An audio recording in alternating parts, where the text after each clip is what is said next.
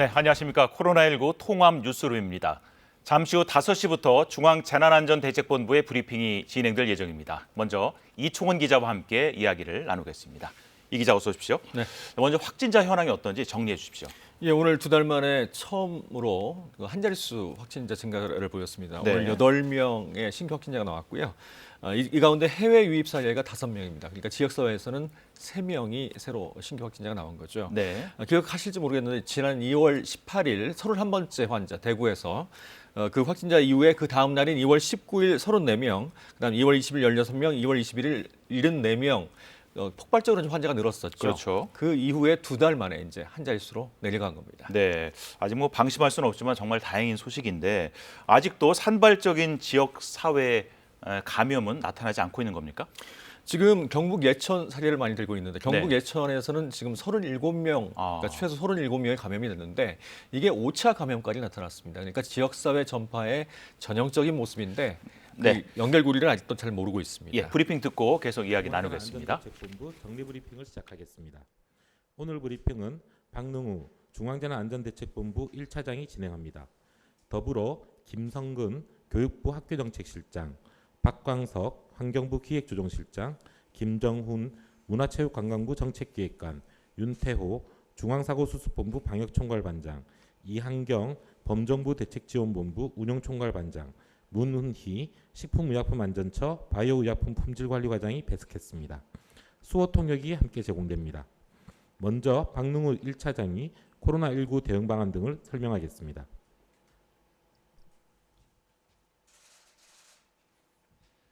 코로나19 중대본 1차장 박능우 보건복지부 장관입니다.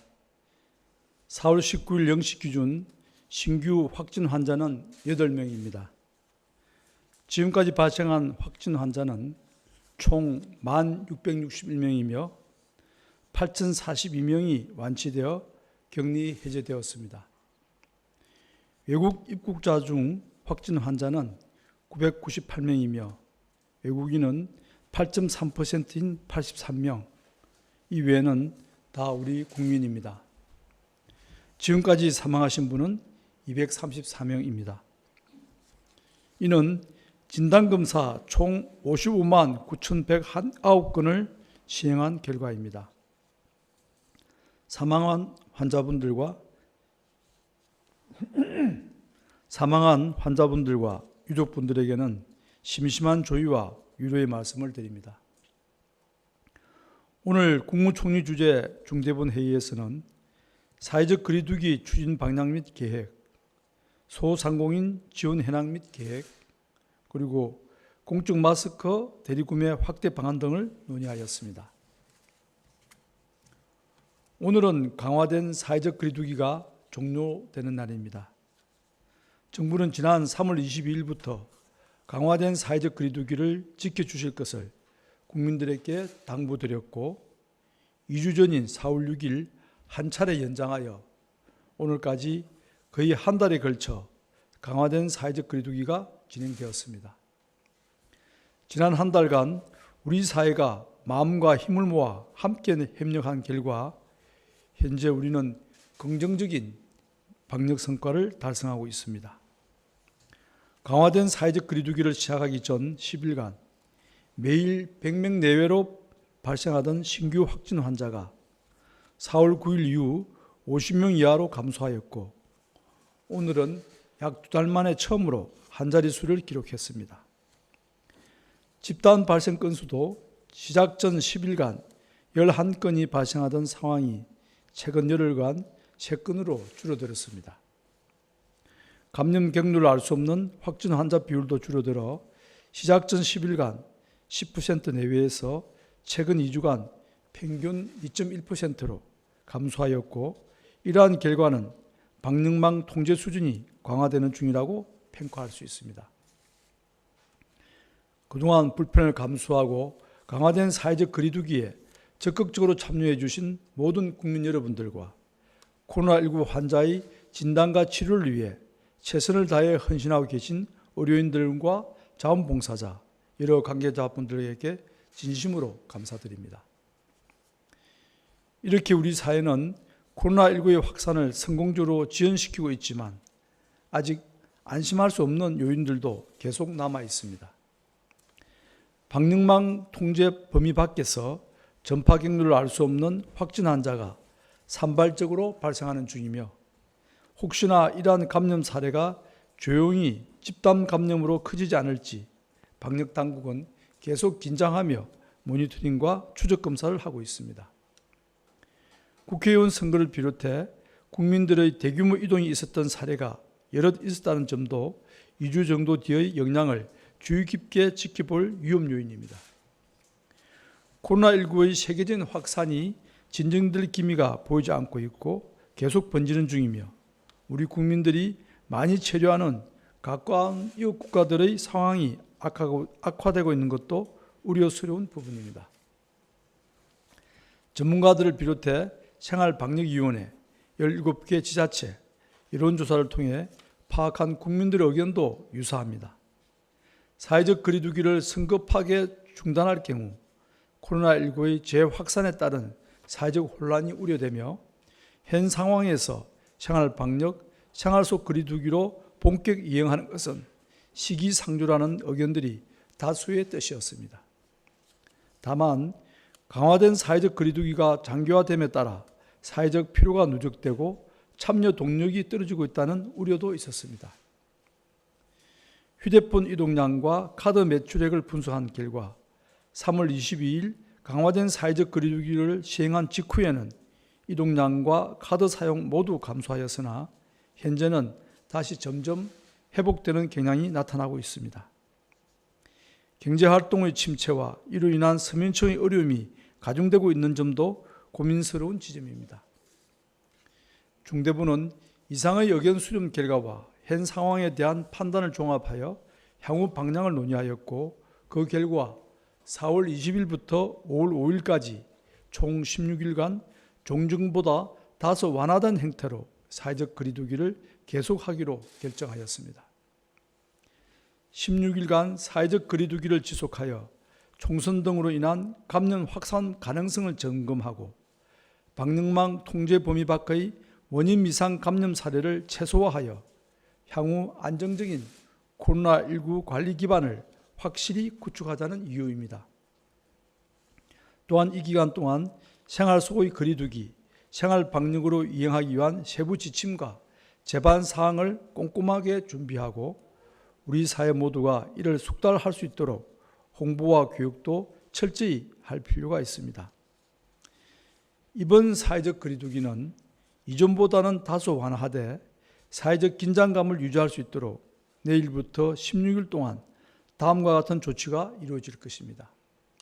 우선 공공부문의 경우 국립공원이나 자연휴양림, 수목원 등과 같이 위험도가 낮은 실외의 분산시설부터 시설별 방역수칙을 마련하여 운영을 재개합니다.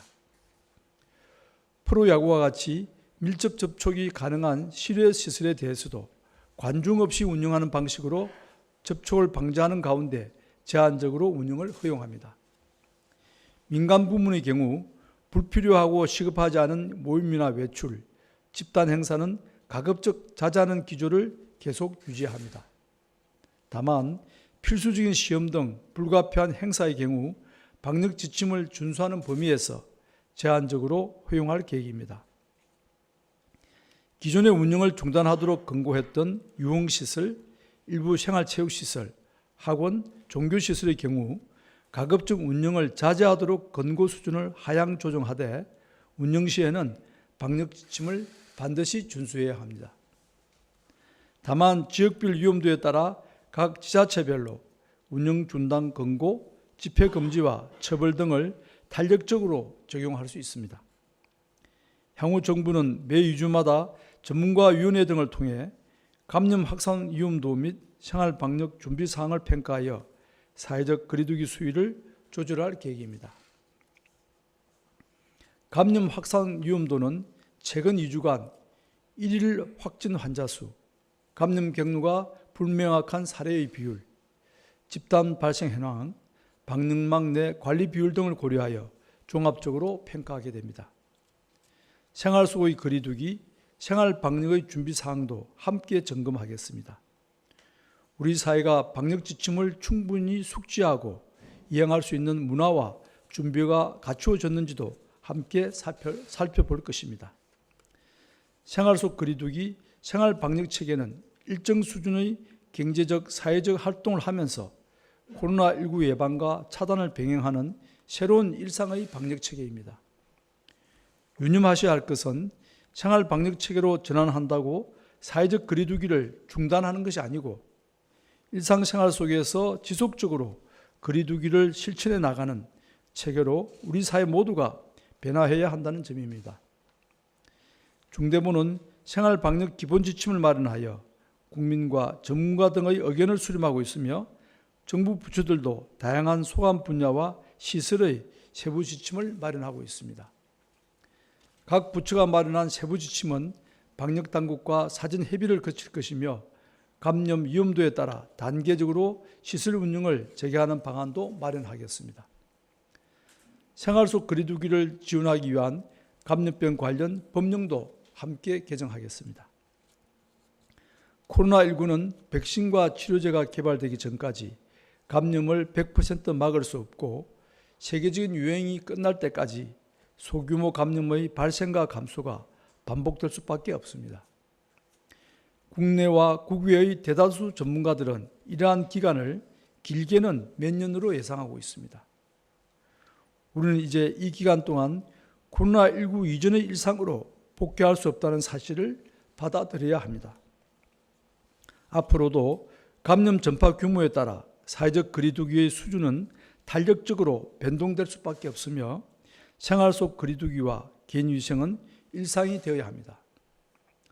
정부는 2주마다 위험도를 평가하며 필요시 사회적 거리두기의 수위를 조절하는 방안을 검토하여 국민들에게 알려드릴 계획입니다.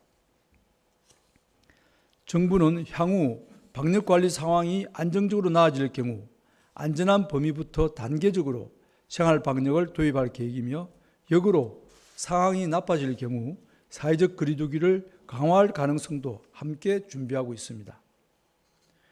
강화된 사회적 거리두기를 한 달간 실천해 오면서 많은 국민들께서 피로감을 느끼고 계실 것입니다. 다시 5월 5일까지 사회적 거리두기를 연장하자는 정부 요청에 답답하실 수도 있을 것입니다. 그리고 학부모, 영세 자영업자 등 많은 분들의 어려움이 가중될 수도 있어 무거운 책임감을 느낍니다. 그러나 지난 한 달간 우리 모두가 함께 노력한 덕분에 우리 사회가 점점 더 코로나19로부터 안전한 사회로 나아가고 있다는 점을 기억해 주십시오. 지난 한 달간의 노력이 허무하게 정발해 버리지 않도록 나와 우리 가족, 나아가 우리 공동체를 지키기 위한 사회적 거리두기에 계속 함께해 주시기를 당부드립니다. 2주 뒤에는 모든 확진 환자가 방역당국이 통제하는 관리체계 아래에서 발생하며 대한민국은 위대한 국민들의 참여와 노력 속에 코로나19를 안정적으로 통제, 관리하고 있다고 발표할 수 있기를 진심으로 기원하겠습니다. 한편 오늘 중대본 회의에서는 공적 마스크의 대리 구매를 확대하는 방안도 논의되었습니다. 공적 마스크를 대리 구매하는 경우 현재는 동거하는 부모님과 아동에 한정하여 허용했으나 4월 20일 내일부터는 동거하지 않는 경우라도 가족관계가 확인되면 대리 구매가 가능해집니다. 가족관계 증명서로 가족임이 확인되면 공적 마스크를 대리 구매할 수 있게 됩니다. 이로써 함께 살지 않더라도 연로한 부모님을 위해 마스크를 대리 구매하는 경우도 가능해집니다. 아울러 국내에 장기 체류 중이지만 건강보험 미가입으로 관리 시스템에 등록이 안 되어 마스크를 살 수 없었던 외국인도 월요일부터 구입이 가능해집니다. 공적 마스크 구매 체계는 이제는 안정적으로 운영되고 있으며 협조해 주신 약국 등 관계자분들과 국민 여러분께도 감사의 말씀을 드립니다. 완연한 봄기운이 몰려들고 날씨가 따뜻해지면서 야외 활동이나 모임을 계획하시는 분들이 많아지고 있습니다. 이번 주부터는 밀집도가 낮은 실외 분산시설부터 운영을 시작하고 다소 밀집도가 높더라도 안전한 이행이 담보되는 시설도 운영을 다시 시작합니다. 그러나 지금 이 순간에도 고령의 환자분들과 많은 의료인들, 자원봉사자들, 관계자분들이 현장에서 코로나19와 사투를 벌이고 있습니다. 가족들과 만나지 못하고 격리된 공간에서 장기간 치료를 받고 있는 분들, 높아지는 기온 속에서도 겹겹의 보호 장비들을 갖추고 땀을 흘리는 분들을 생각하며 같이 노력해 주시기를 부탁드립니다. 대한민국은 코로나19의 위기 속에서도 국민들의 성숙한 시민의식을 기반으로 민주주의의 가장 중요한 제도인 선거를 안정적으로 치르는 성과를 달성하였고 세계적으로 주목을 받고 있습니다. 지금까지처럼 국민들께서 방역당국과 힘을 합쳐 함께 노력해 나간다면 대한민국은 코로나19의 위기를 슬기롭게 극복할 수 있습니다. 그리고 다른 어느 나라에서도 하지 못하고 있는 생활 속에서 거리두기를 지속하며 일상생활과 경제활동을 영위해 나가는 대한민국을 만들어갈 수 있을 것입니다. 감사합니다. 예, 지금부터 질의응답. 네, 중앙재난안전대책본부의 브리핑을 함께 하셨는데요. 여러 가지 정보가 제공됐는데 자세하게 좀 알아보겠습니다. 자, 이충원 기자, 브리핑 내용 좀 정리해 주겠습니까? 일단 오늘까지 거의 한 달간 강력한 사회적 거리두기가 이어졌죠. 많은 네. 국민들이 잘 참여를 해주셨고 그런 덕분에 그 방역 당국도 효과가 있었다고 평가를 했습니다. 일단 집단 발생이 그 강력한 사회적 거리두기를 시행하기 전에는 평균 11건 발생했는데 지금은 3건으로 줄었고요. 또 감염 고리를 알 수 없는 깜깜이 감염의 경우 그전에는 10% 정도 됐는데 최근에는 2.1%로 네. 많이 줄었다고 합니다. 그러면서 이제 정부가 실천 강도를 좀 조절하는 그 완화된 거리두기를 5월 5일까지 좀 이행하기를 요청한다라는 얘기를 했었죠. 5월 5일까지 하는 것은 이제 5월 달에 황금 연휴들이 또 이어질 수 있기 때문에 그렇죠. 사람들이 많이 나들이도 갈 수 있고 그렇기 때문에 조금 조심하자 이런 뜻이고요. 한 단계 완화된다는 뜻은 일단 집단 행사 같은 것은 민간 행사 같은 건 자제하는 건 당연한데 네. 일단 지금 운영 중단을 하는 곳이 있습니다. 명령으로 교회 같은 어떤 종교시설이나 또 유흥시설 또 피트니스 같은 실내 체육시설, 학원 같은 시설은 현재 운영 중단을 하도록 돼 있잖아요. 그렇죠. 이거는 일단 해제를 시키면서 중단을 권고하는 수준으로 낮추겠다라고 얘기를 했습니다. 네. 그러면서 방역 지침을 지킬 것을 권고를 하고요. 또 야외 같은 경우는 아무래도 위험도가 좀 떨어질 수밖에 없잖아요. 그렇죠. 그래서 자연 휴양림 등의 실외 공공시설은 점차 재개를 하겠다라고 얘기를 했습니다. 또 지금 프로야구 등 실외 스포츠는 전혀 시행되지 않고 있는데 네. 무관중 상태에서 실외 스포츠, 야외 스포츠도 재개를 하겠다는 얘기를 했고요. 또 꼭 필요한 어떤 자격 시험이나 채용 시험 등 이런 것들도 필요하다면 제한적으로 좀 시행을 하겠다라고 네. 얘기를 했습니다. 아까 그리고 좀 용어에 대해서 정리할 일이 생긴 것 같은데요. 생활 방역이라는 용어를 많이 썼었는데 대신에 생활 속 거리두기를 이행하겠다 이렇게 발표가 있었거든요. 어떤 네. 차이가 있는 겁니까? 이 생활 속 거리두기라는 것은 거리두기가 이제 생활 속에 완전히 들어오는 거죠. 왜냐하면 지금은 신종 코로나19 같은 경우는 전 세계적으로 종식이 불가능한 것으로 되어 있습니다. 전문가들의 의견을 보면. 왜냐하면 이게 전 나라 세계적으로 지금 유행하고 있는 상태고 또 조금 날씨가 더워지면 남반구에서 또 유행을 할 테고 그렇군요. 다시 또 올 11월 그러니까 북반구 같은 경우는 가을에 또 대유행으로 이어질 가능성이 있다는 그런 경고가 나오고 있기 때문에 종식은 상당히 어렵다. 결국 백신이 나와야 종식이 될 텐데 백신이 나오는 경우도 빨라야 다음 해 말쯤에나 가능할 것으로 보여서 일단 거리두기를 생활화하는 게 필요하다는 거죠. 그래서 위험도에 따라서 사회적 거리두기의 강도를 좀 탄력적으로 운영을 하겠다는 겁니다. 또 환자가 많이 줄고 가능성이 좀 많이 떨어지면 사회적 거리두기를 완화시키지만 조금이라도 환자가 늘고 또 위험도가 높아진다 그러면 또 강력한 사회적 거리두기로 이어질 수 있다는 겁니다. 네, 용어는 생활 속 거리두기로 변했지만 마음가짐은 좀 거리를 두고 최선을 다해서 좀 코로나19를 막아내기 위해서 노력을 해야 되겠군요. 예. 방역 당국이 몇 번 얘기를 했지만 이 코로나19 이전의 세상은 다시는 오지 않을 것이다라는 얘기를 하고 있는 상황입니다. 네, 전 세계가 마찬가지인 거죠. 네. 자, 그리고 완치 판정을 받고 퇴원을 했는데 다시 확진된 사례가 있는데 170명이 넘네요. 그렇습니다. 오늘 좀 특이한 사례가 또 있었는데 그 논산 육군훈련소에서 3명이 확진 판정을 받고 이제 집으로 돌아간 상태인데요. 네. 그 중에 한 명, 그러니까 3명 다 신천지 교인이었고요. 그 중에 한 명은 신천지 교인이어서 확진이 됐다가 재확진된 사례입니다. 이처럼 뭐 요양원에서 확진됐다가 뭐 격리 해제됐는데 재확진된 사례도 상당히 많이 나왔고 예. 지금까지 179명이 재확진이 됐습니다. 그래서 어제는 이제 추가로 14일간 그러니까 격리 해제가 되더라도 추가로 14일간 자율적으로 좀 자가격리를 하는 게 낫겠다라고 권고를 한 상태고요. 지금은 이 코로나 바이러스의 특성을 아직 잘 모르고 있는 상황에서 네. 아무래도 코로나 바이러스가 쉽게 자가의 면역력이 좀 약해지는 상태에서 재활성화가 되는 게 아닌가 전문가들은 그렇게 보고 있습니다. 이렇게 왜 재확진이 되는지는 지금 연구를 거듭하면서 들여다보고 있는 상황입니다. 네. 자, 이번에 나라 밖으로 조금 눈을 돌려봐서 일본의 신규 확진자가 나흘째 500명을 넘어서 이제 전체 확진자가 우리나라를 추월했네요. 예, 굉장히 지금 심각한 상황으로 가고 있습니다. 그러니까 500명 넘게 나흘째 500명 넘게 신규 환자가 나오고 있고 11,000명을 넘어서서 우리나라 총 확진자를 넘어섰죠. 또 사망자도 237명으로 네. 우리나라 사망자를 넘어섰습니다. 더욱 심각한 것은 도쿄도만 해도 환자가 3,000명이라는 거고요. 우리나라는 현재 2,300명 정도가 치료를 받고 있는 상황이죠. 완치자가 8,000명이 넘었으니까요. 그런데 일본 같은 경우는 현재 9,000명 이상이 격리 치료 중입니다. 이게 네. 무슨 뜻이냐 하면 이렇게 많은 환자들이 지금 치료 중이니까 지금 의료 시설이나 여러 곳이 굉장히 자기의 어떤 역할들을 못할 가능성도 상당히 이제 심해 보입니다. 네. 자, 그리고 미국으로 이제 눈을 돌려보면은 신규 확진자와 사망자가 좀 줄면서 이제는 좀 안정기 쪽으로 가는 게 아닌가 싶기도 한데 어떻게 보십니까? 안정기라고 하지만 지금까지 환자가 73만 명이나 발생을 했고 하루에 또 3만 명 가까이 신규 확진자가 늘고 있습니다. 하지만 그 신규 확진자 증가 폭은 계속 줄고 있는 거죠. 뉴욕주에서 특히 신규 입원과 사망자가 계속 줄고 있어서 좀 안정화되고 있는 게 아닌가 그렇게 보고 있습니다. 네.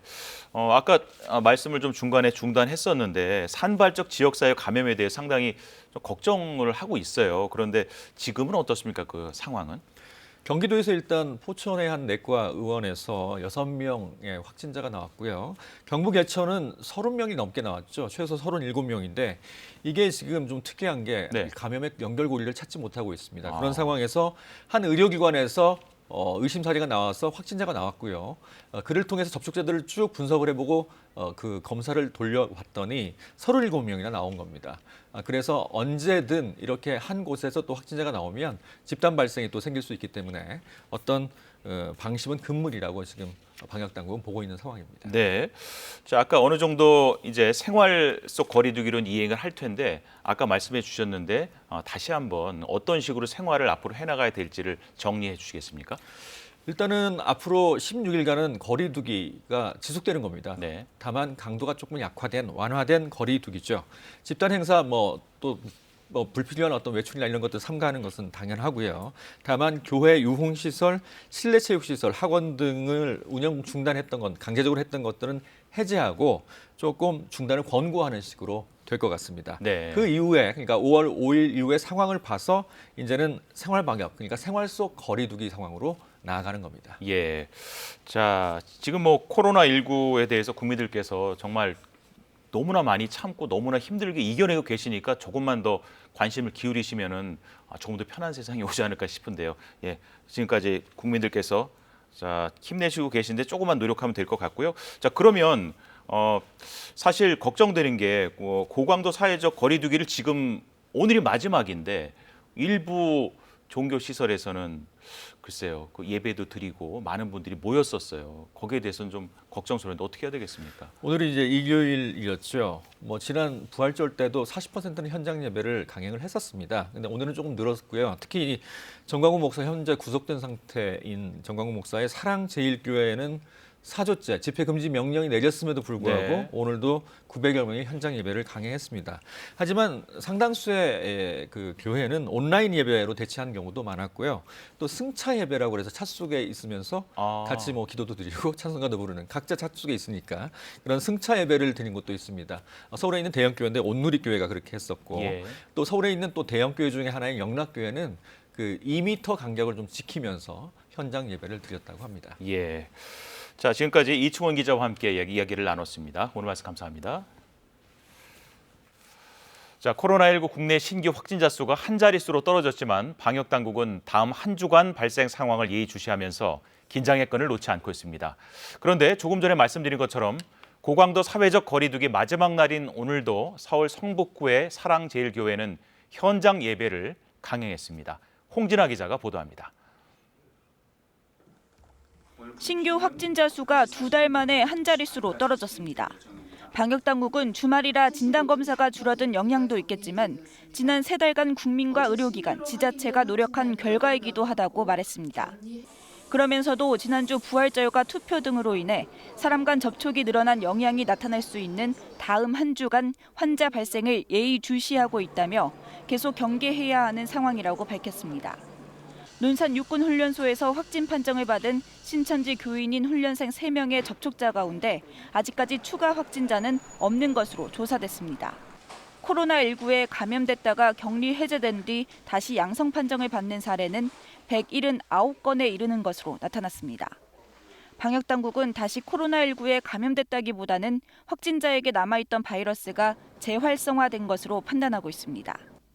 또 재양성자가 2차 감염을 일으킨 사례는 아직까지 없지만 관련한 역학조사는 진행 중이라고 밝혔습니다.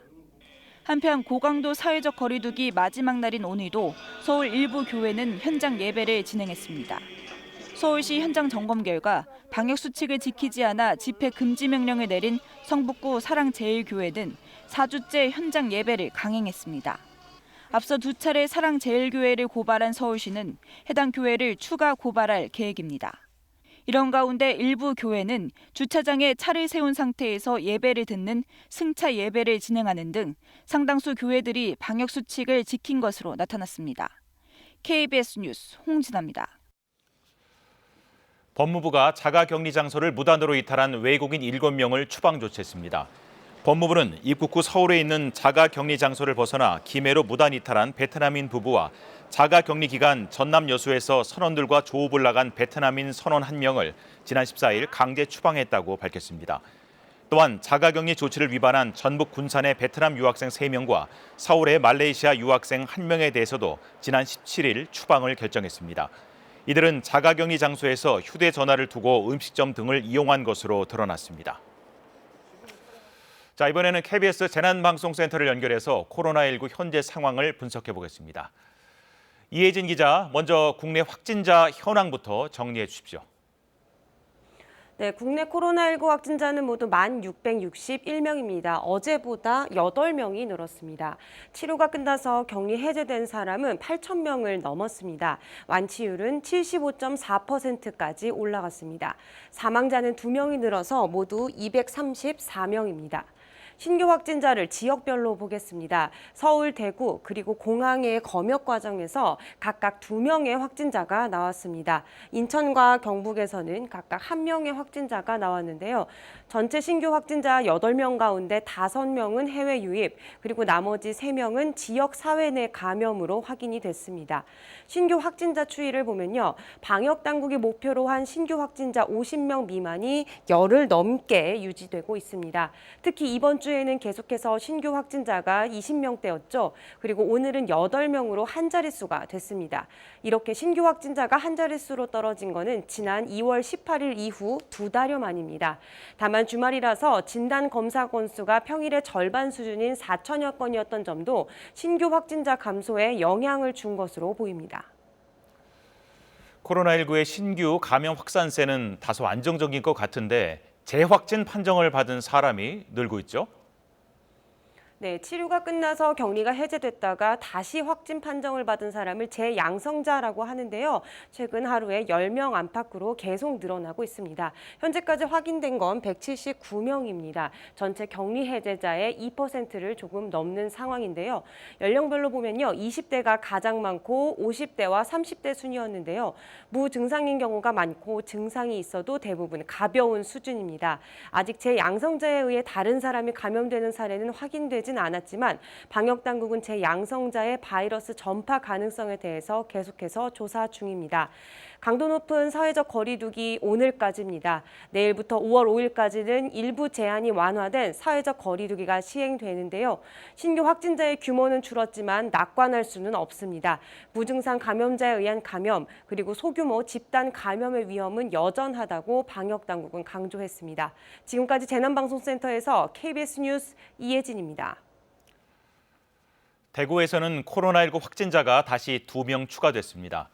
경북에서도 예천에서 1명이 신규 확진을 받아 지역사회 감염이 계속되는 양상입니다.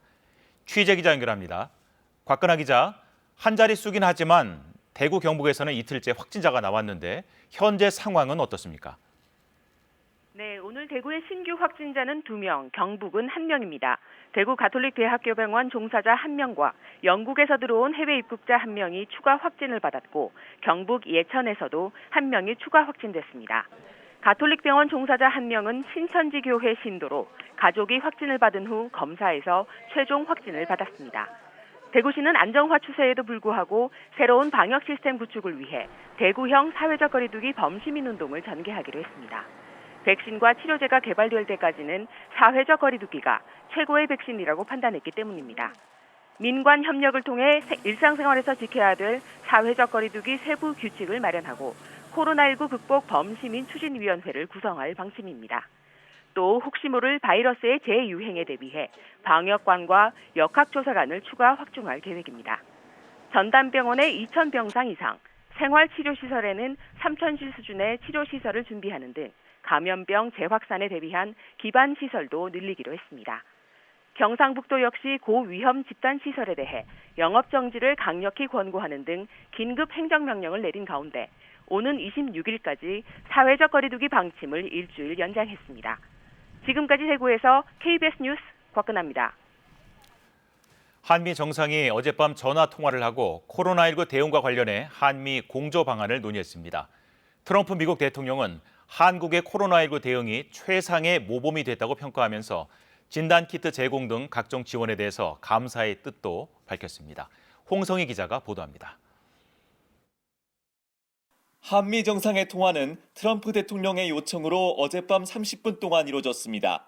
트럼프 대통령은 한국이 성공적으로 총선을 치렀다. 특히 문재인 대통령이 큰 승리를 거둔 것이라며 축하했다고 청와대는 밝혔습니다. 문 대통령은 최근 코로나19 확진자 수가 크게 감소하는 등 사정이 호전된 것이 총선 승리에 큰 도움이 됐다고 설명했습니다. 트럼프 대통령은 한국의 방역 협력에 대한 고마움도 드러냈습니다. 한국이 진단키트의 대미 수출을 지원하는 등 한미동맹의 정신을 구현한 것에 대해 감사의 뜻을 전했습니다. 한국의 코로나19 대응에 대해 세계 많은 나라가 어려움을 겪는데 한국의 대응은 최상의 모범이 됐다고 평가하기도 했습니다. 문 대통령은 신규 확진자가 10명대로 떨어지는 등 상황이 호전됐지만 사회적 거리두기 완화 여부를 고심하고 있다고 답했습니다. 두 정상은 한반도 상황 논의도 했습니다. 문 대통령은 트럼프 대통령의 적극적인 대북 관여를 높이 평가했고 트럼프 대통령은 당연하다며 앞으로 계속해 나갈 것이라고 답했다고 청와대는 전했습니다. 코로나19와 관련 북한에 대한 인도적 지원 원칙도 재확인해 방역 물품 지원을 위한 남북미 대화가 모색될지 주목됩니다. 다만 두 정상은 이번 통화에서 한미 방위비 분담금 협정에 관해서는 언급하지 않았다고 청와대 관계자가 밝혔습니다. KBS 뉴스 홍성입니다. 정세균 총리는 고강도 사회적 거리두기를 다음 달 5일까지 유지하겠다고 밝혔습니다.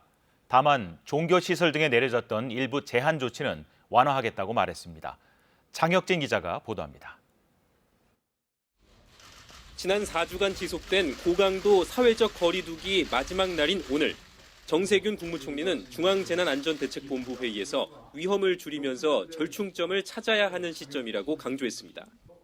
이어 내일부터 다음 달 5일까지 지금까지의 사회적 거리두기의 근간을 유지하면서 일부 제한을 완화하겠다고 밝혔습니다.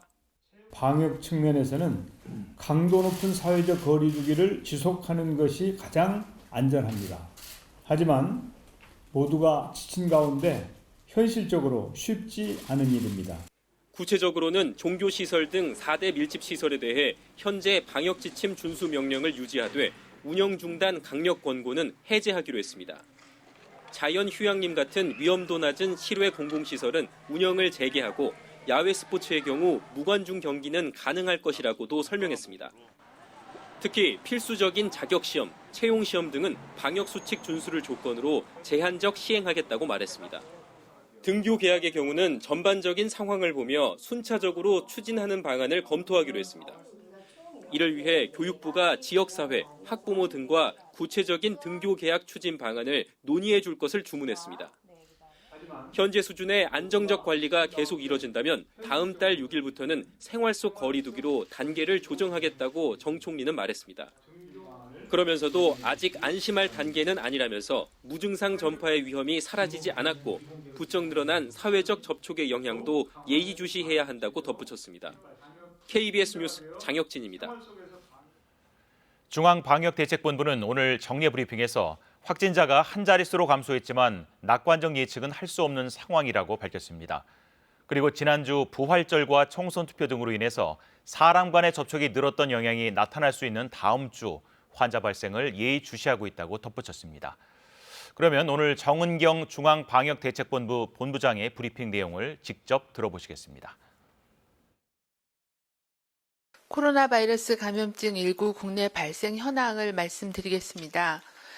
4월 19일 현재 총 누적 확진자 수는 1,661명이며 이 중 해외 유입자는 998명입니다.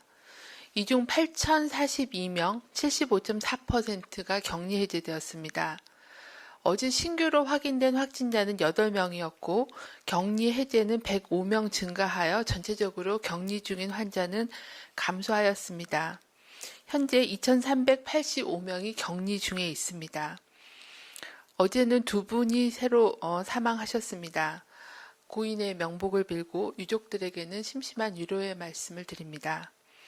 어제 신규로 확인된 8명의 사례는 해외 유입 사례가 5명, 그리고 지역사회에서 발생한 사례는 3명이었습니다.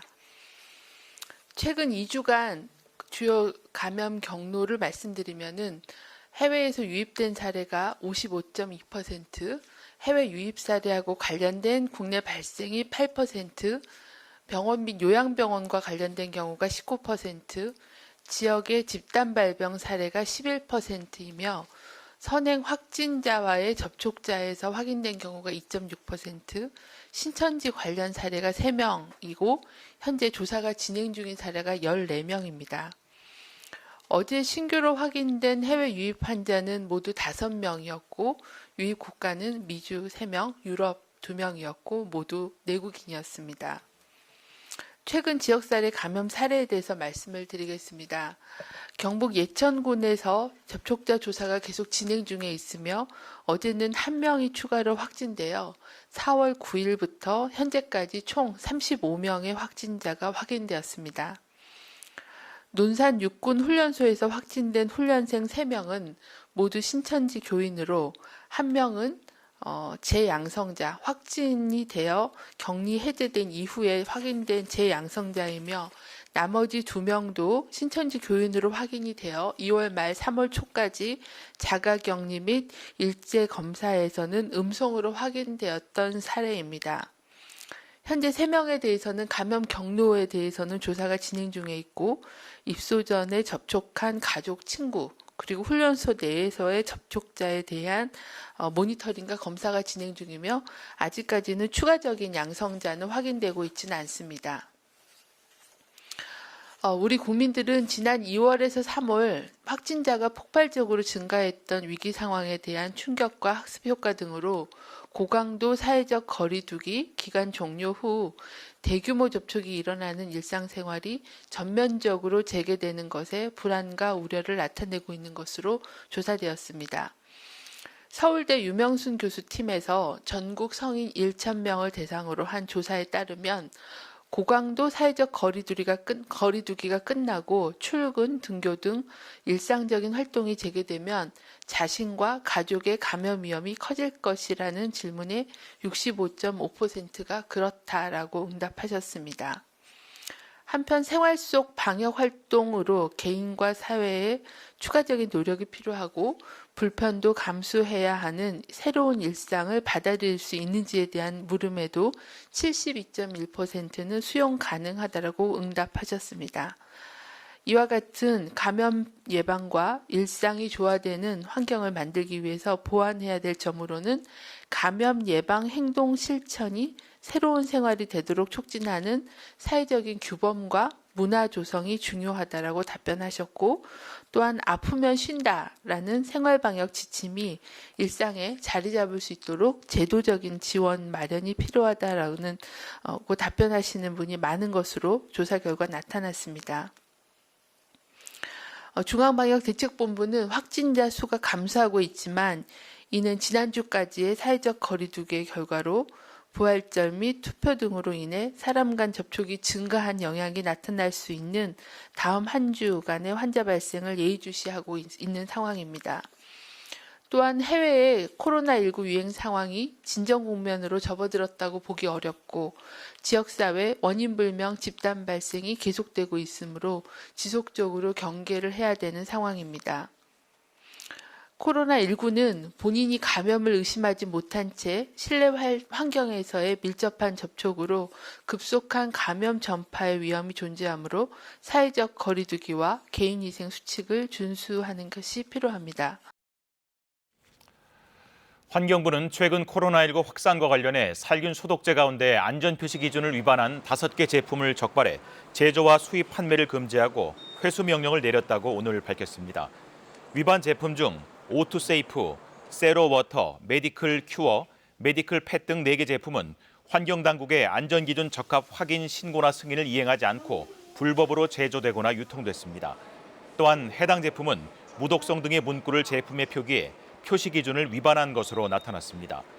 화학제품안전법 제34조에 따르면 화학제품을 광고할 경우 무독성, 환경, 자연 친화적, 무해성과 같은 표현을 사용할 수 없게 돼 있습니다. 국토교통부는 다음 달 18일부터 주택구입자금 대출과 전세자금 대출의 금리를 각각 0.25%포인트, 0.2%포인트 인하할 계획이라고 밝혔습니다. 이는 코로나19 등으로 생계가 어려워진 무주택 서민의 주거 부담 완화 등을 고려한 조치입니다. 주택구입자금 대출인 디딤돌 대출의 경우 연소득 6천만 원 이하 가정이 대상이며 무주택 세대주가 신청 가능한 일반 디딤돌 대출은 평균 0.25%포인트가 인하돼 지금보다 낮은 금리인 연 1.95에서 2.70%로 이용할 수 있습니다. 디딤돌 대출자들이 평균 0.4%포인트의 우대 금리를 받고 있는 점을 고려하면 금리가 사실상 1.55에서 2.30%로 낮아집니다.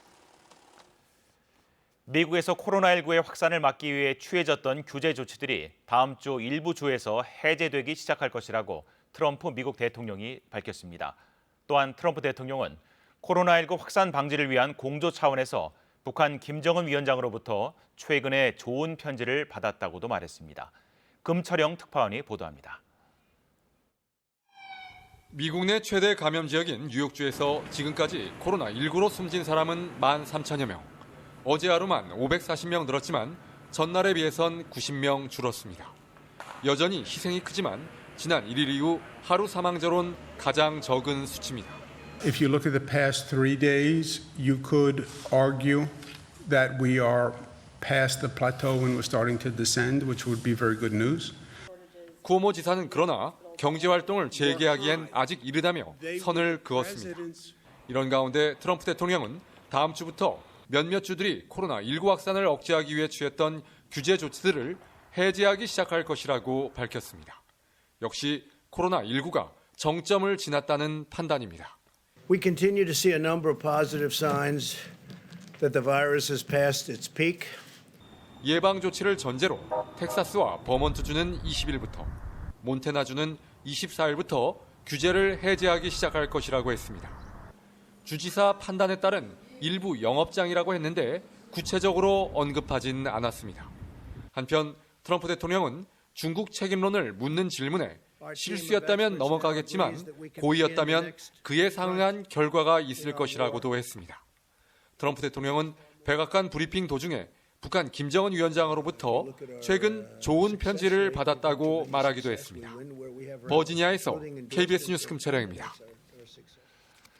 우즈베키스탄 정부가 자국의 코로나19 대응을 자문한 한국인 의료 전문가의 귀국을 위해 특별 전세기를 제공합니다. 우즈베크 정부는 지난달 중순부터 한 달간 자국에서 한국의 코로나19 방역 노하우를 전수한 고려대 최재욱 교수에게 오는 26일 타슈겐트에서 인천공항까지 직항하는 전세기를 무료로 제공하겠다고 밝혔습니다. 우즈베크 정부는 우즈베크에 남아있는 교민 가운데 귀국을 원하는 사람에 대해서도 항공료를 내고 이 전세기에 함께 탈 수 있도록 했습니다. 한국산 진단키트 57만 4천 개를 실은 항공기가 어제 상파울루주 캄피나스시 인근 비라코프스 국제공항에 도착했습니다. 이번에 반입된 진단키트는 지난 14일에 72만 6천 개에 이은 2차분으로 상파울루주 정부가 두 차례에 걸쳐 반입한 한국산 진단키트는 130만 개에 이릅니다. 브라질 정부 차원에서 한국산 코로나19 진단키트를 수입한 것은 상파울루주가 처음입니다. 일본의 코로나19 확진자가 나흘째 500명 이상씩 늘면서 오늘 0시 기준 누적 확진자가 한국보다 많아졌습니다. NHK가 각 지자체 발표를 집계한 결과 어제 일본에서 584명의 신규 확진자가 나와 크루즈선 다이아몬드 프린세스 탑승자 712명을 포함한 누적 확진자는 11,145명으로 늘었습니다. 이에 비해 한국의 코로나19 확진자는 어제 8명 늘어나는 데 그쳐 누적 1,661명을 기록했습니다. 일본의 코로나19 확진자 중 사망자는 17명 늘어난 237명으로 한국보다 3명 더 많아졌습니다. 중국에서 코로나19 신규 확진 환자와 무증상 감염자가 각각 16명과 44명 늘었습니다. 중국 국가위생건강위원회는 어제 하루 동안 중국 본토의 코로나19 신규 확진 환자는 16명이며 사망자는 없었다고 발표했습니다. 확진 환자와 별도로 핵산 검사 양성 반응을 보였지만 발열, 기침 등 증상을 나타내지 않은 무증상 감염자는 중국 전역에서 44명이 새로 확인됐습니다. 중국의 코로나19 누적 확진 환자는 총 8만 2,735명이며 사망자는 4,632명입니다. 60주년 4.19 혁명 기념식이 오늘 국립 4.19 민주묘지에서 거행됐습니다. 문재인 대통령은 코로나19로 인한 경제 위기를 이겨내기 위한 방안의 핵심은 일자리를 지켜내는 것이라며 국민들의 연대와 협력이 필요하다고 호소했습니다. 김지선 기자가 보도합니다. 국립 4.19 민주묘지에서 열린 제60주년 4.19 혁명 기념식. 문 대통령은 4.19 혁명은 부마 민주항쟁, 6월 민주항쟁, 2016년 촛불혁명으로 이어진 민주주의의 굳건한 뿌리라고 강조했습니다. 모든 국민의 삶을 보장하는 실질적 민주주의로 확장하는 것. 그것이 어느 날 우리가 구현해야 할 4.19 혁명 정신이라고 믿습니다. 코로나19의 엄중한 상황을 헤쳐가는 힘도 4.19 정신에 기반한다며 경제 살리기에도 국민들의 연대와 협력이 필요하다고 호소했습니다. 특히 지금의 경제 위기 상황을 함께 이겨내기 위한 방안의 핵심은 일자리를 지켜내는 것이라고 했습니다. 특히 일자리 지키기에 노사가 함께 머리를 맞대고 협력하는 것이 절대적으로 필요합니다. 이를 위해 정부는 노사 합의를 통해 고용을 유지하는 기업을 우선적으로 지원하고 일자리를 잃은 사람들을 위해서도 고용, 사회 안전망을 더 강화해 나가겠다고 밝혔습니다.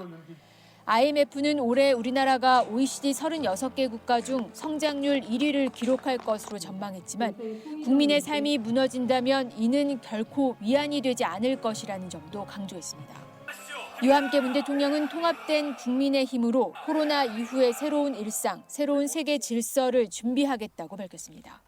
우리가 포스트 코로나 상황을 연대와 협력의 힘으로 극복할 수 있다면 경제, 산업 등 많은 분야에서 새로운 세계적 규범과 표준을 만들어낼 수 있을 것이라고 설명했습니다. 문 대통령이 4.19 혁명 기념식에 참석한 건 취임 후 이번이 처음입니다. KBS 뉴스 김지선입니다. 더불어민주당과 정부 청와대는 오늘 오후 서울 종로구 총리공관에서 비공개 고위 당정청 회의를 열고 코로나19 사태로 인한 긴급 재난지원금 지급 범위 등을 논의합니다. 이 자리에서 민주당은 소득 하위 70%에만 지급하기로 한 재난지원금을 소득과 관계없이 모든 국민에게 확대 지급하는 방안을 추정할 것으로 보입니다. 이를 위해서 민주당은 현재 정부가 제출한 7조 6천억 원 규모의 추경안 규모를 13조 원가량으로 늘려야 한다고 보고 있습니다. 서울시가 서울형 고용유지지원금 대상을 확대 고용 인원 규모와 상관없이 모든 소상공인에게 지원금을 지급합니다. 서울시는 오늘 5인 미만 소상공인 사업체의 무급휴직 근로자를 대상으로 하던 서울형 고용유지지원금의 대상을 모든 소상공인 사업체로 확대한다고 밝혔습니다. 지원 대상자 수는 기존 사업체당 1명에서 제조, 건설, 운수업 최대 9명, 그 외 업종 최대 4명으로 늘렸습니다. 서울형 고용유지지원금은 소상공인 사업체 근로자가 무급휴직하면 근로자에게 하루 2만 5천 원, 월 최대 50만 원을 2개월간 주는 제도로 주소나 국적과 무관하게 지원받을 수 있습니다.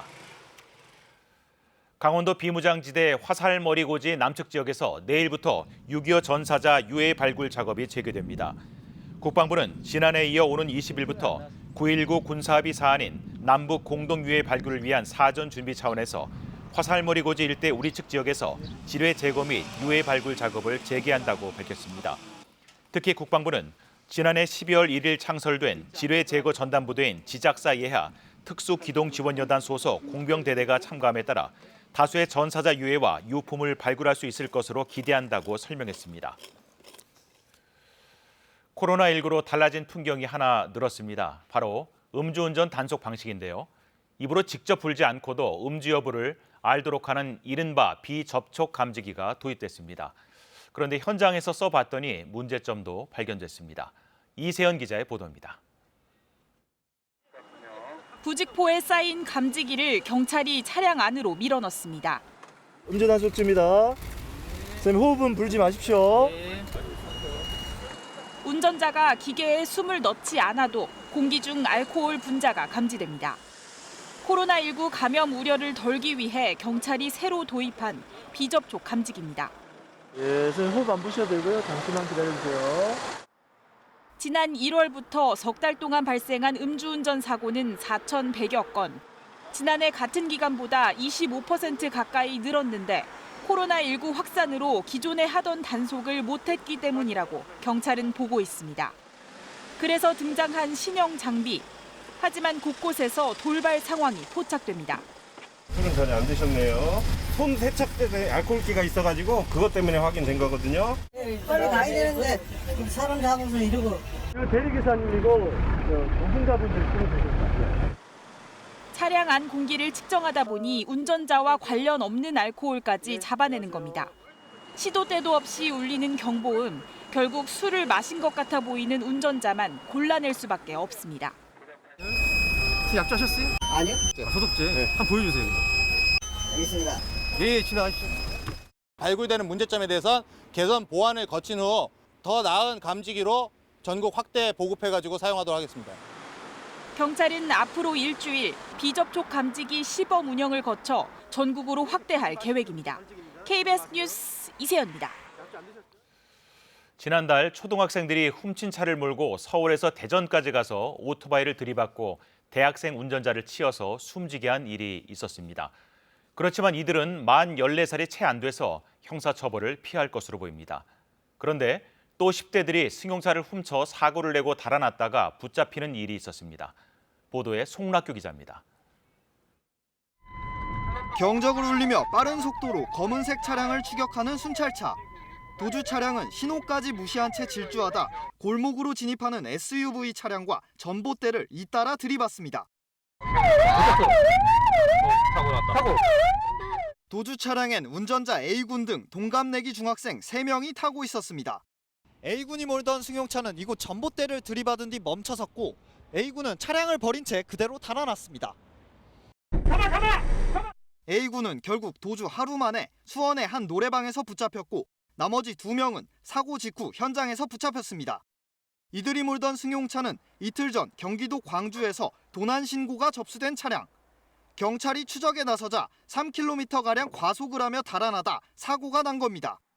순식간에 꽝 하고 당한 일이라 저도 정신이 없었고 0.01초라도 늦게 시간이 서로 만났다, 사고짓을 만났다 그러면 저는 죽을 뻔했죠. 그런데 경찰 확인 결과 A군은 만 13세로 촉법 소년입니다.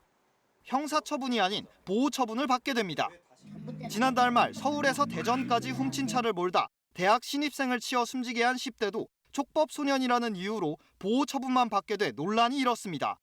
당시 끔찍한 범죄를 저지른 10대들을 엄벌해달라는 청와대 국민청원글에 지금까지 94만여 명이 동의했습니다.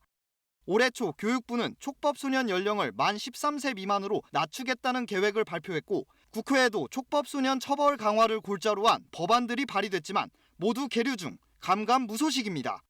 KBS 뉴스 송락규입니다.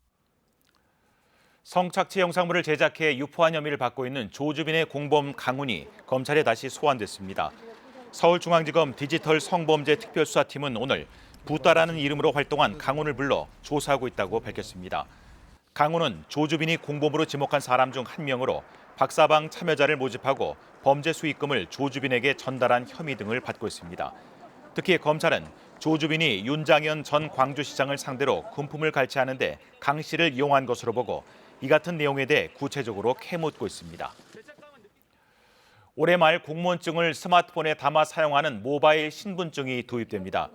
2022년에는 운전면허증으로 모바일 신분증이 확대 적용될 예정입니다. 행정안전부와 인사혁신처는 오늘 위 변조 우려가 있는 플라스틱 카드 대신 디지털 신분증을 스마트폰에 저장해 쓰는 모바일 공무원증 도입 사업을 내일 발주한다고 밝혔습니다. 사업이 완료되는 올해 말부터 중앙부처 공무원들은 스마트폰을 통해 모바일 공무원증을 발급받아 사용할 수 있습니다. 모바일 공무원증은 디지털 형태로 구현되므로 전자결제 시스템, 공직 메일 등 다양한 업무 처리 시스템 로그인용으로도 사용할 수 있습니다. 현재 전국이 흐린 가운데 비가 내리고 있습니다. 제주도의 호우주의보는 약 1시간 전에 해제되긴 했지만 여전히 시간당 10mm 안팎의 다소 굵은 빗줄기가 관측되고 있는데요. 이 강한 비구름대가 좀 더 유입이 되면서 오늘 밤부터 영남 해안 지역에서는 시간당 20mm 안팎의 강한 비가 예상됩니다. 피해 없도록 대비를 하셔야겠습니다. 이 경기 동부 강원도 충북 북부와 영남 지역에서는 내일 아침까지 비가 이어지겠습니다. 이후에도 오후부터는 북쪽으로 기압골이 지나면서 수도권과 영서 지역에서는 비가 다시 시작될 것으로 보입니다. 따라서 내일까지 예상 강우량은 영남 해안 지역이 최고 50mm, 영동과 영남 내륙에는 최고 30mm, 그 밖의 지역은 5mm 안팎으로 예상됩니다. 바람도 현재 강하게 불고 있습니다. 지금 남해상에는 풍랑특보가 발효 중인 가운데 전남 해안과 제주도에는 강풍주의보가 내려져 있는데요. 이 바람은 내일 아침까지 강하게 불 것으로 보입니다. 다가오는 이번 한 주는 기온이 전반적으로 낮아서 쌀쌀할 것으로 보입니다. 특히 오늘은 종일 비가 내리면서 기온이 크게 오르지 못했는데요. 이후에도 평년 기온을 크게 밑돌면서 쌀쌀하겠습니다. 주말이 지나서야 기온이 제자리를 되찾으면서 따뜻한 봄 날씨가 예상됩니다. 내일 지역별 아침 기온입니다. 서울이 9도, 청주 10도, 광주 8도 등으로 예상됩니다. 낮 기온은 서울 15도, 청주 20도, 광주 18도, 대구 21도 등으로 오늘보다는 높겠지만 평년 기온을 크게 밑돌겠습니다. 현재 앞서 보신 것처럼 남해와 동해상에는 풍랑특보 발효 중인데요. 물결은 내일도 물결이 거세게 일겠습니다. 기상정보였습니다. 네, 코로나19 통합 뉴스룸을 마칩니다. 7시부터 통합 뉴스룸은 이어집니다. 고맙습니다.